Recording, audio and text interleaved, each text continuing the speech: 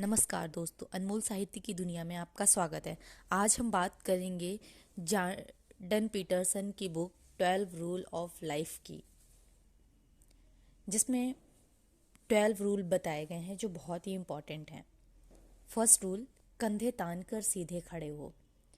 Author कहते हैं कि जब आप सीधे खड़े होकर गहरी सांस लेंगे तो आपको अच्छा महसूस होगा। इसलिए अपने सिर को ऊंचा रखें, इसे झुकाएं नहीं और स्माइल करें। जब आप ऐसा करते हैं तो आपके बॉडी में सेरोटोनिन का लेवल बढ़ता है। सेरोटोनिन एक हैप्पी हार्मोन है जो आपके नसों को आराम देता है और आपकी इम्यूनिटी को मजबूत करता है, जिससे कि आपको अच्छे अच्छे विचार आते हैं। एक एग्जाम्पल समझते हैं। लॉबस्टर यानी केकड़े समुद्र की गहराई में स्वाइप करने के लिए बहुत संघर्ष करते हैं। जब केकड़े लड़ाई करते हैं और वह जीत जाते हैं तो वे अपने आप को और बड़ा दिखाते हैं और उनकी बॉडी में एक केमिकल होता है जो बड़ा होने पर रिलीज होता है, जिसका नाम है सेरोटोनिन। जब वे बड़े हो जाते हैं तो सेरोटोनिन रिलीज होता है और जब सेरोटोनिन रिलीज नहीं होता है तो वे छोटे हो जाते हैं, मतलब केकड़ा हार जाता है और वह छोटा हो जाता है, जिसके अंदर सेरोटोनिन का लेवल कम हो जाता है। इसलिए एक अच्छी पोस्चर वाला केकड़ा अपने एरिया का विनर होता है, वो आसानी से अपने शिकार को फंसा सकता है। वहीं दूसरी ओर एक झुका हुआ केकड़ा हमेशा एक लूजर होता है, उसके बॉडी में सेरोटोनिन का लेवल कम होता है। इंसान भी वैसा ही है। जब वह खुद को पॉजिटिव और अच्छे विचार से भरे हुए पाता है तो वह कॉन्फिडेंस से भरा रहता है। जब वह अपने आप को लूजर समझता है तो वह झुक जाता है और काम को पूरी कॉन्फिडेंस के साथ नहीं कर पाता है। सेकेंड रूल है, स्वयं को उस व्यक्ति की तरह देखें जिसकी मदद करना आपकी जिम्मेदारी है। जब हमारा कोई फैमिली मेम्बर या हमारा कोई बहुत करीबी जिसे हम बहुत ज़्यादा मानते हैं बीमार पड़ जाता है, तब हम उनका बहुत ज़्यादा ध्यान रखते हैं। हम उन्हें डॉक्टर के पास ले जाते हैं, उन्हें समय समय पे दवाई देते हैं, हर वो चीज़ करते हैं जिससे वो जल्दी से जल्दी ठीक हो जाएं। लेकिन जब हम खुद बीमार होते हैं तो अपना ध्यान नहीं रखते हैं, समय पर डॉक्टर के पास नहीं जाते हैं, अगर डॉक्टर के पास चले भी गए तो समय पर दवाई नहीं खाते हैं और खुद को उतना प्यार नहीं करते हैं जितना करना चाहिए या जितना परिवार वालों को करते हैं। अगर आप खुद पर कंट्रोल करना और डिसिप्लिन में रहना सीख लेते हैं तो जरा सोचिए आपकी ज़िंदगी कितनी बदल जाएगी और आप कितना ऑर्गेनाइज्ड हो जाएंगे। अगर आप स्वस्थ और खुश होंगे तो आपका पॉजिटिव इफेक्ट दूसरों पे भी दिखेगा और आपके जीवन की हर एक पहलू पर भी प्रभाव दिखाई देगा। इसलिए खुद से प्यार करना, खुद की परवाह करना बहुत ज़्यादा ज़रूरी है। तीसरा रूल है, जो लोग आपका भला चाहते हैं उन्हें अपना दोस्त बना लें। अगर कोई इंसान आपके बारे में बहुत अच्छा सोचता है और आपके बारे में हमेशा पॉजिटिव सोचता है तो उस व्यक्ति को अपनी लाइफ से जाने मत दें, हमेशा उसके साथ रहें और उसे अपना दोस्त बना लें। उस व्यक्ति के बारे में एक बार भी डाउट ना करें। कई बार ऐसा होता है ज़िंदगी में कि हमारे दोस्त जिन्हें हम बहुत पसंद करते हैं और वो कई बार हमें कुछ बुरा बोल देते हैं तो हम बहुत जल्दी नाराज़ हो जाते हैं। पर वे दोस्त हमारी चिंता करते हैं, हमारे बारे में सोचते हैं और हमारे सही के लिए बोलते हैं। हमें कई बार पता होता है कि वे हमारे सही के लिए बोल रहे हैं, पर उस समय हमें समझ नहीं आता है और हम नाराज़ हो जाते हैं।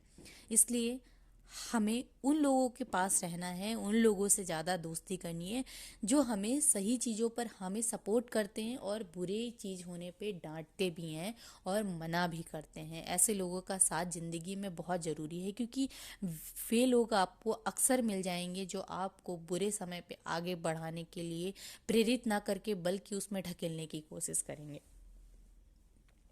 फोर्थ रूल है, अपनी तुलना अपने पिछले कल से करें, ना कि दूसरों से। ऑथर कहते हैं कि जब आप भले ही किसी स्किल में महारथी हों, पर आपको कोई ना कोई ऐसा आदमी जरूर मिल जाएगा जिसके सामने आप अपने आप को कमतर समझेंगे। इसलिए अगर आप एक गिटारिस्ट हैं तो खुद को जिम पेस से कंपेयर मत कीजिए, और अगर आप सेफ में हैं तो खुद को मास्टर सेफ से गार्डन रामसे से कंपेयर मत कीजिए। आपके पास अपने एक यूनिक स्किल है जो आप लोगों से अलग दिख सकते हैं और दिखते हैं।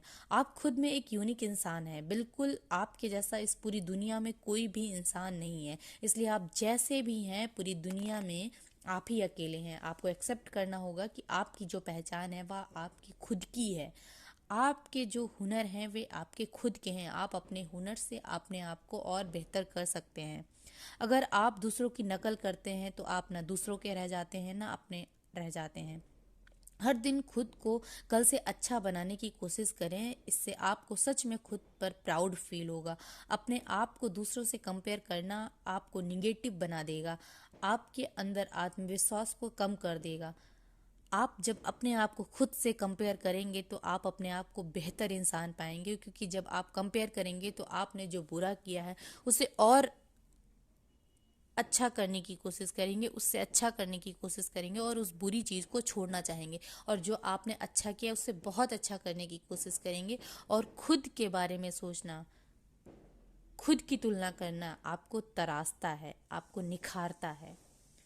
पांचवा रूल है जिंदगी का कि अपने बच्चों को ऐसा कुछ ना करने दें जिससे आप उन्हें नापसंद करें। कई बार ऐसा होता है कि पेरेंट्स बच्चों को कई चीज़ें करने देते हैं, मना नहीं करते हैं। वह चीज़ें उन्हें भी नहीं पसंद होती हैं और दूसरे इंसान को भी देख करके अच्छा नहीं लगता है, बल्कि पेरेंट्स बच्चों को बढ़ावा देते हैं। उन्हें डांटते नहीं है, मारते नहीं है। मारना तो अलग हो गया, उन्हें डांटते भी नहीं है, मना भी नहीं करते हैं। बच्चे शैतानी करते रहते हैं। उनको लगता है कि अगर हम मना करेंगे तो हमारा बच्चा नाराज हो जाएगा। आजकल के पेरेंट्स बच्चों को बहुत ज़्यादा लाडला बना रहे हैं। बच्चों को डांटना नहीं है, प्यार से समझाना है। कई बार बच्चे चिल्लाते हैं, बेवजह शोर करते हैं और पेरेंट्स देखते रहते हैं, इग्नोर करते रहते हैं। और वे जानबूझ करके ऐसा करते हैं क्योंकि उनको लगता है अगर हम अपने बच्चे को डांटेंगे तो हमारा बच्चा नर्वस हो सकता है। अगर आप पेरेंट्स हैं और तब तो आपकी रिस्पॉन्सिबिलिटी बनती ही बनती है कि आप बच्चों को समझाएं और उन्हें बेहतर करने के लिए प्रेरित करें, और जो भी वो बेकार कर रहे हैं उसे रोकें। अगर आप पेरेंट्स नहीं भी हैं तो भी आपकी बड़े होने के नाते रिस्पॉन्सिबिलिटी बनती है कि आप के सामने जो भी आपसे छोटा है, वह जो गलत कर रहा है, जो उचित नहीं है, उसे समझाएं और उसे करने से रोकें। इससे आप एक अच्छे इंसान भी साबित होंगे, ना कि सिर्फ पेरेंट्स ही। 6 रूल है, दुनिया की आलोचना करने से पहले अपना घर संभालें। क्या आपने उन सभी मौक़ों को पूरा लाभ उठाया है जो आपको दिए गए हैं? क्या आप अपनी नौकरी या करियर में कड़ी मेहनत कर रहे हैं? क्या आप अपने जीवन साथी और बच्चों से सम्मानजनक व्यवहार करते हैं? क्या आप ऐसी आदतों के गुलाम हैं जो आपके स्वास्थ्य और हितों के लिए सही नहीं है? क्या आप अपने जीवन में सुधार ला पाए हैं? अगर इसका जवाब ना है तो अब जरा ये कोशिश करके देखिए, वह कार्य करना बंद कर दीजिए जिसके बारे में आप जानते हैं कि वह गलत है। इसकी शुरुआत आज से नहीं, अभी से आपको करनी चाहिए। आपके जीवन में बस वही अपनाएं और अपने जीवन में वही करें जिसके बारे में बात करते समय आपको गर्व महसूस हो। दुनिया की आलोचना करने से पहले अपना घर संभालना जरूरी है, अपनी आलोचना करना जरूरी है। 7वां रूल है कि वह हासिल करने की कोशिश करें जिसका कोई अर्थ हो, ना कि वह जो सुविधाजनक हो। मोमेंट में कई ऐसे मोमेंट होते हैं जिनमें हमें मज़ा आता है। हम उन काम को इसलिए करते हैं क्योंकि मज़े आ रहे हैं और ये इजी है, सरल है और हम कर सकते हैं। पर हम कई बार ये नहीं सोचते हैं कि इस काम को करने से क्या मतलब है और इसका कुछ हमारी लाइफ में या दूसरों की लाइफ में रिजल्ट आएगा या कुछ हम बेहतर कर सकते हैं। आजकल लोग दिखावा में कुछ चीज़ें ज़्यादा कर रहे हैं और हम सोशल मीडिया, रील्स, इन सारी चीज़ों को देख करके वो करना ज़्यादा पसंद कर रहे हैं जो लोग कर रहे हैं, जिसमें लोगों को मज़ा आ रहा है, जो करना आसान है। वह नहीं कर रहे हैं जो हमें पसंद है या फिर जो करना चाहिए जिससे हमारी जनता को, हमारे लोगों को, हमारे आने वाली पीढ़ी को हमारे द्वारा कुछ गाइडेंस मिले। तो हमें वह करना चाहिए जिसमें कोई अर्थ हो, छुपा हो, जिसको करने सुनने से लोगों का फ़ायदा हो। 8 रूल है, हमेशा सच बोलने या कम से कम झूठ ना बोलें, सच बोलें लेकिन कम से कम झूठ ना बोलें। कई बार ऐसा होता है कि हम सच नहीं बोल पाते और थोड़ा बहुत झूठ बोल देते हैं। जैसे कि एक एग्जाम्पल से समझते हैं कि ऑथर खुद कहते हैं कि उनके घर जहाँ वो रहते थे किराए पे अपनी वाइफ के साथ, उनके घर पे उनके मकान मालिक रहते थे। वो शराब पीते थे और इतना ड्रिंक करते थे कि वह भूल जाते थे कि वह नशे में क्या कर रहे हैं, क्या बेच रहे हैं, क्या बोल रहे हैं। और वो उनके मकान मालिक थे ऑथर के। तो जब उनके घर पे वो ड्रिंक करके आते थे तो नशे में कई बार वो अपना इंडक्शन, कई बार कुछ महत्वपूर्ण चीज़ें बेचने के लिए आते थे। पर ऑथर ने कई बार मना भी किया और कई बार खरीदा भी उन चीज़ों को, पर उनकी पत्नी को ये बिल्कुल भी अच्छा नहीं लग रहा था। फिर एक बार उन्होंने उनको साफ साफ बोलने की कोशिश की और उसके बाद से उन्होंने कभी सामान नहीं खरीदा। जब उन्होंने सच बोला तो जो मकान मालिक थे उनको समझ में आया और वो 1 मिनट के लिए रुके। फिर उन्होंने कभी दोबारा मांगने की कोशिश नहीं की और शराब पीने की आदत को भी एक्सेप्ट किया और उसे सुधारने की कोशिश की, क्योंकि ऑथर की शब्दों में उनको सच्चाई, ईमानदारी महसूस हो रही थी और उन्होंने उस चीज़ को समझने की कोशिश की। इसलिए हम सच बोलें, झूठ ना बोलें। 9 रूल है, यह मान करके चलें कि आप जिस व्यक्ति से बातचीत कर रहे हैं शायद वह कुछ ऐसा जानता है जो आपको ना पता हो। बहुत से ऐसे लोग हैं जिन्हें किसी ऐसे इंसान की ज़रूरत होती है जो उन्हें सुने और समझे, क्योंकि वो खुद को भी बहुत अकेला महसूस करते हैं। ऐसे लोग सिर्फ अपने मन की बात करना चाहते हैं लेकिन उन्हें सुनने वाला कोई नहीं होता है। और अगर ऐसा बहुत लंबे समय तक चलता रहा तो ये मानसिक रोग यानी डिप्रेशन का रूप ले लेता है। अगर आप ऐसे लोगों से कुछ कहते भी नहीं, सिर्फ उन्हें ध्यान से सुनते हैं, तो आप उनकी बहुत मदद कर सकते हैं। उसे ये जताइए कि आपको उनकी परवाह है और आप उनकी कंडीशन को समझने की कोशिश कर रहे हैं। इसे बिना शब्दों के कम्युनिकेट व संवाद करना कहते हैं। बोलने वाला आपके हाव भाव से समझ जाता है कि आप उसकी बात ध्यान से सुन रहे हैं या नहीं, आपको उनसे हमदर्दी है या नहीं, आप भरोसा करने लायक हैं या नहीं। अगर आप उसे कोई सलाह नहीं भी देते हैं, उसे बोलकर अपने मन को हल्का कर लेने दीजिए, क्योंकि अक्सर ऐसे लोग खुद अपने प्रॉब्लम को सल्यूशन ढूंढने में कामयाब नहीं हो पाते हैं। जब उन्हें कोई सुन लेता है, समझ लेता है, तो उन्हें बहुत ज़्यादा रिलैक्स मिलता है। जब हम अपने प्रॉब्लम को पहचान नहीं पाते हैं तो वो धीरे धीरे कब और ज़्यादा बड़ी हो जाती हैं, बदतर से बदतर हो जाती हैं। अगर आप किसी प्रॉब्लम की जड़ को नहीं समझ पाए तो आप उसे कभी हल भी नहीं कर पाएंगे। यही कारण है कि हमें बहुत कुछ सोच समझ कर बोलने की ज़रूरत है। यह मत कहिए कि सब कुछ गलत है, लेकिन यह भी मत कहिए कि कुछ भी गलत नहीं है। बढ़ा चढ़ा कर या कम करके नहीं, बल्कि जो प्रॉब्लम है बस वही बोलिए। एक बार जब आप प्रॉब्लम को पहचान लेते हैं तब आपको समझ में आ जाता है कि उसे कैसे सॉल्व करना है। 11वां रूल है, जब बच्चे स्केट बोर्डिंग कर रहे हों तो उन्हें परेशान ना करें। बहुत सारे माता पिता अपने बच्चों के प्रति ज़रूरत से ज़्यादा प्रोटेक्टिव होते हैं। वो अपने बच्चों पर कई चीज़ों की पाबंदी लगा देते हैं और वो हमेशा बीच में आकर बच्चे की प्रॉब्लम को सॉल्व कर देने की कोशिश करते हैं और करते भी हैं। इसका रिजल्ट ये निकलता है कि बच्चा डरपोक और अंदर से कमज़ोर हो जाता है। उसे लगता है कि वह अपनी प्रॉब्लम को सॉल्व ही नहीं कर सकता, वह किसी के सपोर्ट से ही प्रॉब्लम को सॉल्व कर पाएगा।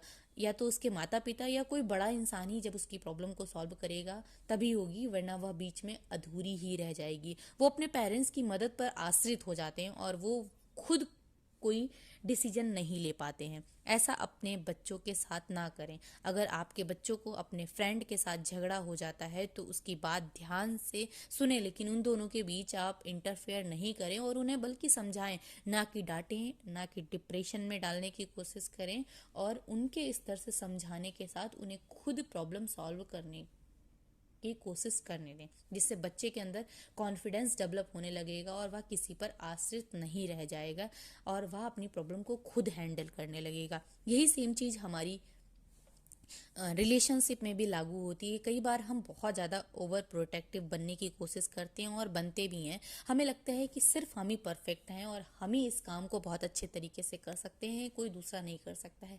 सबसे पहले तो हमें किसी को अगर हमने काम करने का मौका दिया है या कोई काम कर रहा है तो उसे पूरा होने दें, बीच में ना रोकें। इंतजार करें कि वह कैसा कर रहा है, कैसा नहीं कर रहा है। अगर आपको लगता है कि उसने ठीक नहीं किया है, मतलब कुछ गलती रह गई है, तभी आप बोले, ना कि तब जब आपको लगे कि हमारे अकॉर्डिंग नहीं हुआ है। क्योंकि कोई भी इंसान परफेक्ट नहीं है, कोई भी किसी की तरह पूरी तरीके से काम नहीं कर सकता है। अगर कहीं पे गलतियां हैं, कहीं पे कोई दिक्कत है तो अवश्य बोले, क्योंकि बोलने से काम सुधरेगा और अच्छा होगा, इम्प्रूव होगा। लेकिन टोके नहीं, बीच में रोके नहीं, उसको खुद करने के लिए प्रेरित करें, कोई भी हो, चाहे आपसे बड़ा हो या छोटा हो। 12वां रूल है, अगर रास्ते में कोई बिल्ली नजर आए तो उसे पाल लें। ये आप सोचेंगे कि कैसा रूल है, बहुत अजीब लग रहा होगा कि कोई भी रास्ते में दिखे और उसे पाल लें। इसका मतलब यह नहीं है कि बिल्ली को पाल लें, क्योंकि हम लोग अक्सर क्या करते हैं कि बिल्ली रास्ता काट गई है अशुभ मानते हैं। पर इसका मतलब है कि अगर कोई इंसान निकल रहा है, उसको लगता है कि बिल्ली ने रास्ता काट दिया, तो इसे नहीं सोचना चाहिए, क्योंकि बिल्ली एक जानवर है। उसे अगर इतनी समझ होती तो वो इंसान होती, वो जानवर नहीं होती। और वह अपने रास्ते जा रही होगी, हो सकता है वो अपने घर जा रही हो सकता है उसका निकलना वहां से जरूरी हो। हम जब बहुत व्यस्त होते हैं और बस दौड़ते ही जा रहे होते हैं, कोई रुकना नहीं चाहता, लेकिन थोड़ा रुकना बहुत ज़रूरी है। जिंदगी की छोटी छोटी खुशियों का आनंद उठाना बहुत ज़रूरी है। हो सकता है कि घर लौटते वक्त आपको सड़क पर एक बिल्ली दिख जाए जो खाने की तलाश में जा रही हो। उसको देखकर आपके चेहरे पे स्माइल आनी चाहिए कि एक छोटा सा जीव, एक छोटी सी प्राणी जो इतनी मेहनत कर रही है अपने काम के लिए, अपने भोजन के लिए, खुद संघर्ष कर रही है, वह किसी के ऊपर डिपेंड नहीं है। आप अगर उसे प्यार नहीं कर सकते हैं, आप उसे दुत्कारें भी ना, आप उसे नकारे भी ना, क्योंकि हर कोई प्रकृति का बहुत सुंदर तोहफा है। भगवान ने, ईश्वर ने हर किसी को प्रकृति में बहुत सुंदर और किसी काम के लिए रचा है, क्योंकि ये पूरा संसार किसी न किसी के ऊपर डिपेंड है।